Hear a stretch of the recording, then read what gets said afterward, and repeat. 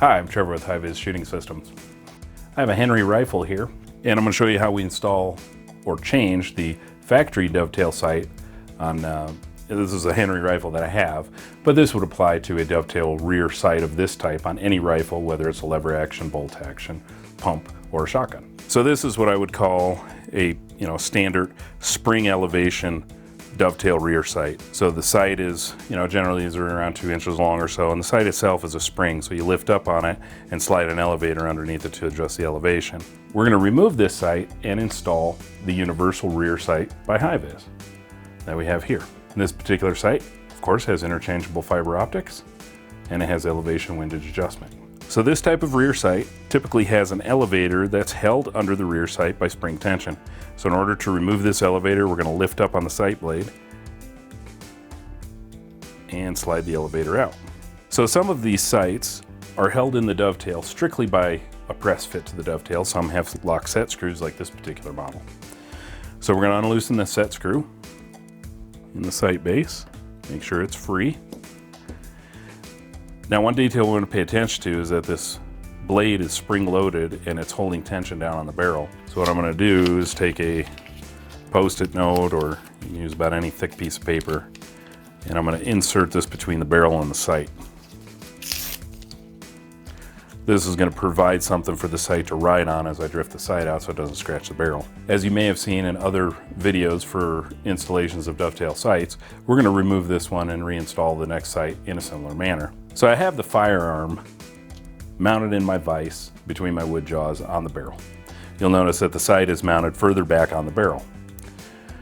This particular sight has a lock screw holding in the dovetail. I know by experience that these are not particularly tight, so I'll have no issue driving it out. If I was to encounter where the sight was particularly tight, since the sight is here and not in my vise jaws where I might prefer it, I might make a determination at that point to remove the stock on the front of this gun so that I can mount this section of the barrel in my vise and get a more secure fit so that I can drive the dovetail sight out. So now I'm going to use my plastic tip punch on the side of the dovetail sight and start drifting it out. I'm going to try to stop just short of getting the sight out of the dovetail. I should be able to remove it by hand at this point.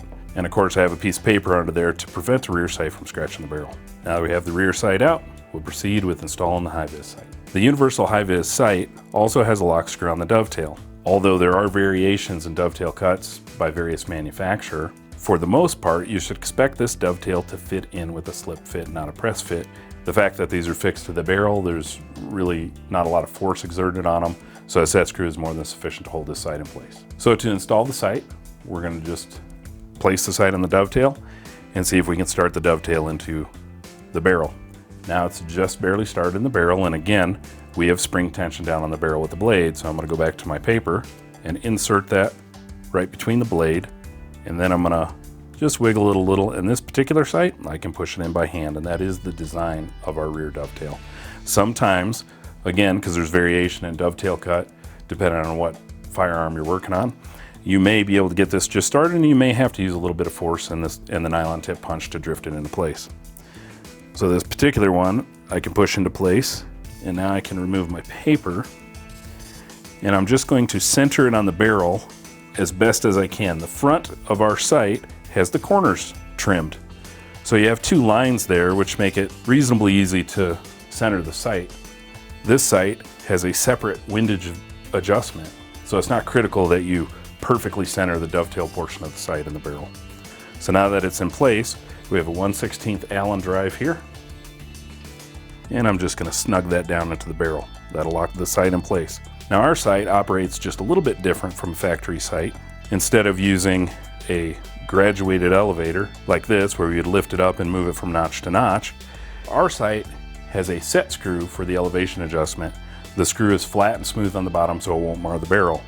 You use a 1/16 Allen wrench to adjust it. You can lift up on the sight if you like to adjust it. It also has a patch lock on it to hold the screw in place once you've got your elevation set. The windage adjustment also has a 1/16 inch set screw between the two light pipes. You merely unloosen it and the sight will drift side to side freely. Once you move it side to side the desired amount, you simply snug it back down. And there you have your rear sight installed on your favorite lever action or bolt action rifle.